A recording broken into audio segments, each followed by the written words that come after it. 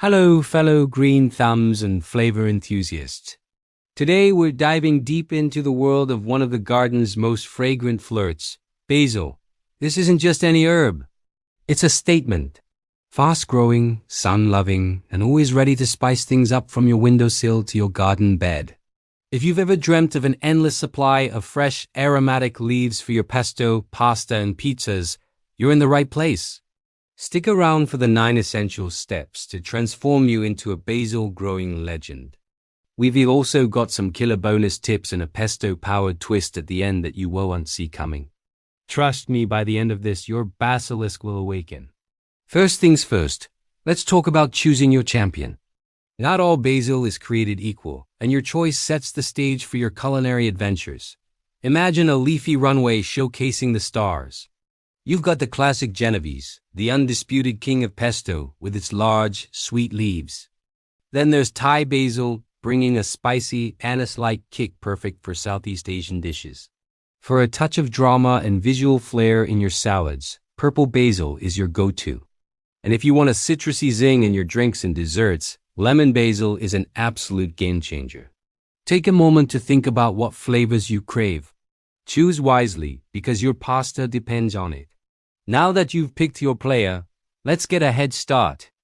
Basil is a bit of a diva that hates cold feet, so we're going to start the seeds indoors where it's cozy. About 6 weeks before the last expected frost in your area is the sweet spot. Fill some seed trays with a quality seed starting mix. Plant your seeds about a 1/4 inch deep and give them a gentle mist of water. The secret here is warmth and light. Place them on a sunny windowsill or, for best results, under a grow light. Basil seedlings love consistent warmth and plenty of attention. Keep the soil moist but not waterlogged. In a week or so, you'll see those tiny green sprouts emerge. It's like watching magic happen in slow motion. Alright, let's talk about real estate. Basil is particular about where it lays its roots. It craves well-drained, fertile soil. Think of it as a luxury condo, not a mud bath. The ideal soil pH is somewhere between 6.0 and 7.5, which is slightly acidic to neutral. Before you even think about planting, enrich your garden bed or pot with a generous amount of compost. This not only feeds the plant, but also improves drainage, preventing the dreaded soggy feet that can lead to root rot. Give the soil a good fluff to aerate it. A happy home for your basil roots means lush, flavorful leaves for you. With your soil prepped and your seedlings looking strong, it's time for the big move outdoors. This process is called transplanting, but you can't just throw them out there. You need to harden them off first. This means gradually introducing them to the outdoor elements over a week. Start with an hour of gentle morning sun and gradually increase their time outside. Wait until the nighttime temperatures are consistently above 50 degrees Fahrenheit or 10 degrees Celsius. When you plant them in their final spot, give them some personal space. Spacing them about 12 inches apart allows for good air circulation, which is crucial for preventing diseases. Give it space, your basilisk needs room to work its charm. Let's discuss watering. Basil can be a bit of a drama queen when it comes to hydration. It gets thirsty, but it's not clingy. The key is to water deeply, but allow the soil to dry out slightly between waterings. Stick your finger an inch into the soil. If it's dry, it's time to water. Water at the base of the plant to keep the leaves dry, which helps prevent fungal issues. To make your life easier and your basil happier, apply a layer of mulch, like straw or shredded leaves around the base. Mulch is a superhero. It helps retain soil moisture, suppresses weeds, and keeps the soil temperature stable.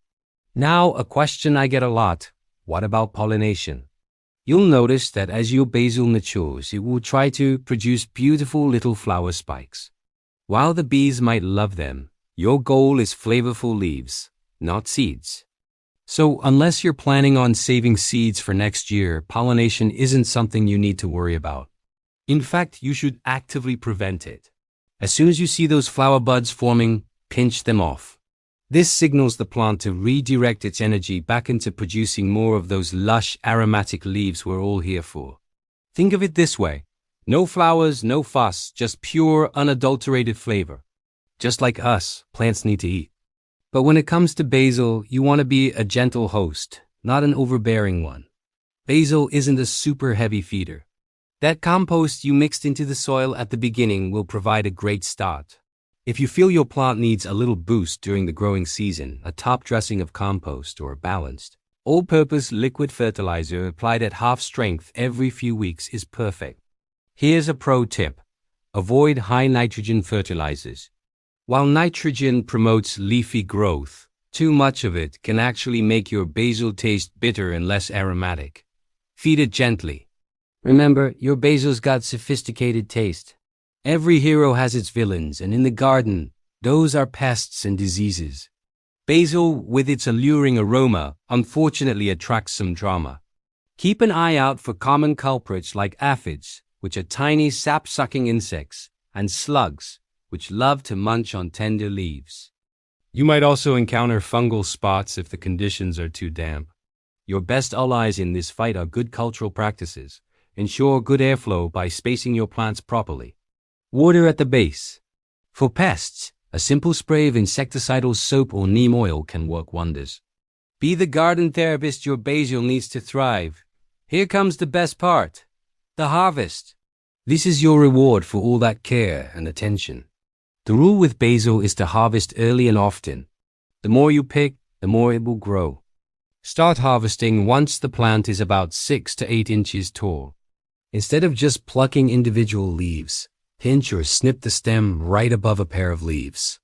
This is a magical spot. Why?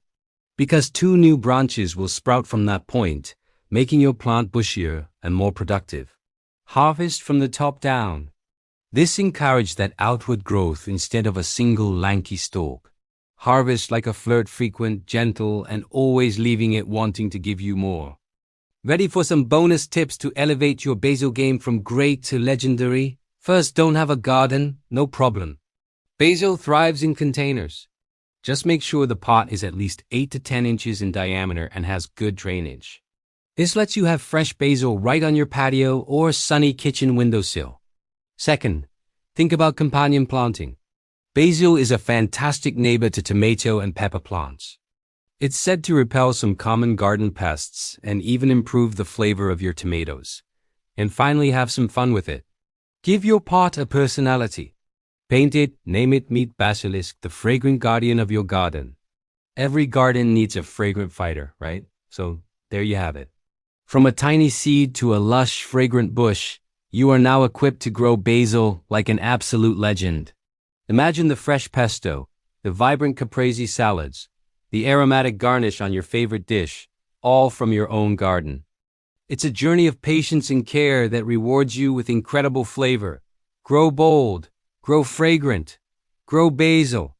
If you found this guide helpful, do me a huge favor and hit that like button and subscribe for more garden-to-table adventures. I'd love to hear from you, so drop your favorite basil variety or a killer basil recipe in the comments below. Thanks for watching and happy growing.